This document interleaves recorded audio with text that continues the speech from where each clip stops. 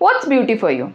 Perfect skin, straight, shiny hair maybe, perfect body, perfect walk, confidence, public speaking. Beauty अलग अलग लोगों के लिए काफ़ी अलग हो सकती है, isn't it? और किसी भी डेफिनेशन को मैं, आप या फिर कोई भी करेक्ट या इनकरेक्ट नहीं बोल सकता, राइट? बिकॉज सबका अपना अपना बिल्कुल अलग अलग पर्सपेक्टिव हो सकता है. To see the beauty, to feel the beauty, to be the beauty. Now, who gets to decide that this is the most beautiful thing in the whole world? Well, according to science, एक ऐसा number, एक ऐसा ratio है जिसे हम golden ratio भी कहते हैं.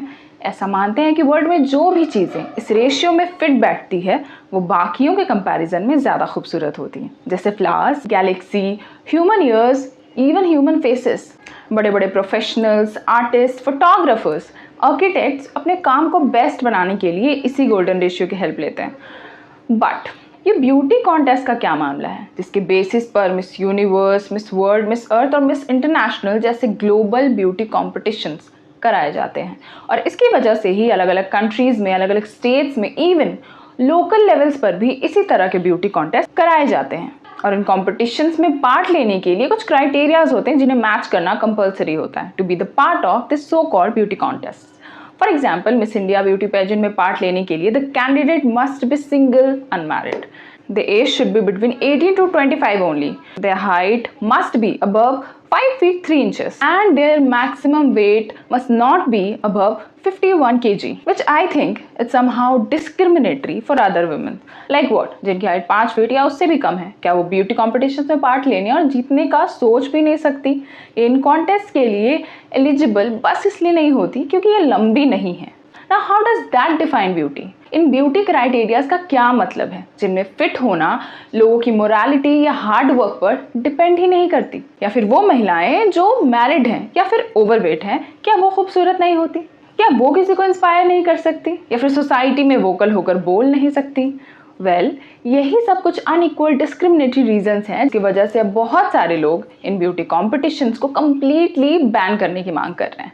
बात साफ है कि ये ब्यूटी पेजेंट सोसाइटी में अनरियलिस्टिक ब्यूटी स्टैंडर्ड सेट करती हैं जिसको अचीव करना नॉर्मली लोगों के लिए एक सपना सा बन जाता है. ऐसे ऐसे कॉन्टेस्ट को बिलीव करके लोग खुद को इन्फीरियर समझने लगते हैं और लोगों के बीच बॉडी शेमिंग जैसी प्रॉब्लम कॉमन होने लगती है on the basis of their shape, height, skin colour, body type, fitness and even how to smile. Yes, you heard it right. कैसे हंसना है इन कॉन्टेस्ट में ये भी सिखाते हैं.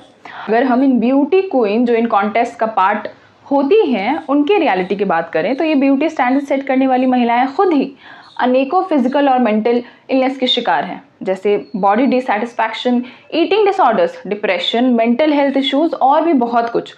फॉर एग्जाम्पल, 2003 में लगभग 130 ब्यूटी क्वींस का इंटरव्यू किया गया था जिसके according 26% of this women had eating disorders, 48% wanted to be more thinner and 57% of these women were trying to lose weight.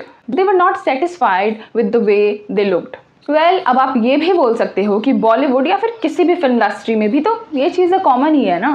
Objectification of women, sexism यहाँ भी तो होता है. बट यहाँ थोड़ा सा डिफरेंस है. हम जिस तरह की सोसाइटी में रहते हैं, फॉर एग्जाम्पल इंडिया, यहाँ मैक्सिमम इंडियन फादर्स इनके बाल झड़ रहे होते हैं. हमारी मम्मियाँ थोड़ी मोटी और टॉन्ट सुनाने वाली होती हैं. तो उस सिनेरियो में ऑडियंस की आंखों में जो फिट हो, जो रियल लगे, वैसे कैरेक्टर्स बनाने की कोशिश की जाती है ताकि लोग उसे ज़्यादा से ज़्यादा देखें और उस कैरेक्टर की फिजिकल और मेंटल बनावट से ऑन स्क्रीन अग्री करें.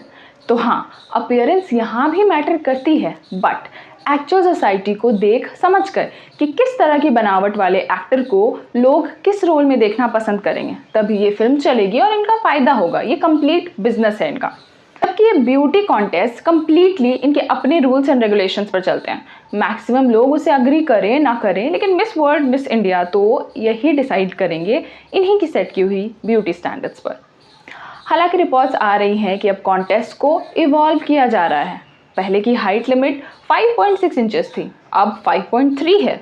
अब inner beauty, personality, intelligence, talent, character, charitable involvement of that woman, private interviews with judges, public on-stage questions and answers rounds, इन सब के बेसिस पर भी इन्हें जज अब किया जाता है, जो कि अच्छी बात है ऑफ कोर्स. बट अगर आप शुरुआत में ही कंटेस्टेंट्स को उनकी हाइट, बॉडी, सिंगल या मैरिड होने के बेसिस पर ही कंपटीशन में एंट्री ही दे रहे हो तो ये आगे कहाँ तक जस्टिफाइबल है? एज तो चलो मान सकते हैं, क्योंकि अलग अलग स्पोर्ट्स में भी एज के अकॉर्डिंग ही पार्टिसिपेंट्स अपने अपने एज ग्रुप के साथ ही कंपटीशन करते हैं। तो age wise like for kids, adults, older people, सबके सेपरेट ब्यूटी कॉन्टेस्ट कराए जा सकते हैं, जिससे एटलीस्ट एज बेस्ड डिस्क्रिमिनेशन को प्रिवेंट किया जा सकता है। अब इन ब्यूटी पेजेंट्स की वजह से समाज में फ़ायदा क्या हो रहा है? ये इंडस्ट्री कितने लोगों को एम्प्लॉय कर लेती है और अलग अलग बड़ी कंपनीज का क्या लेना देना है इन ब्यूटी कॉन्टेस्ट से? Well, the beauty pageant industry is worth $5 million. सिर्फ कंपनीज, इंडस्ट्रीज ही नहीं, बल्कि बहुत सारे NGOs, ऑर्गेनाइजेशंस कंप्लीटली इन्हीं ब्यूटी पेजेंट्स पर ही बेस्ड होते हैं और इन्हीं की वजह से वो रन किए जाते हैं।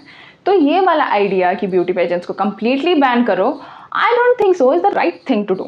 Instead, what can be done कि इसको ज़्यादा से ज़्यादा इंक्लूसिव बना सकते हैं, ताकि बॉडीली फीचर्स, स्पेशली जो बाय बर्थ हो, एटलीस्ट उसकी बेसिस पर डिस्क्रिमिनेशन ना हो, बिकॉज इंडस्ट्री काफ़ी लोगों को एम्प्लॉय करती है। ग्लोबल लेवल पर भी ब्यूटी प्रोडक्ट्स जैसे cosmetics, makeup, designer costumes, hair and skin care products and many more, इन सब के लिए एक बहुत बड़ा प्लेटफॉर्म है to promote their products and expand their market globally. इन सब को बैन करना आई डोंट थिंक किसी भी इकोनॉमी के लिए सही डिसीजन होगा। Thank you so much guys for watching till the end. You should definitely comment and share your ideas and opinions on this. Thank you so much.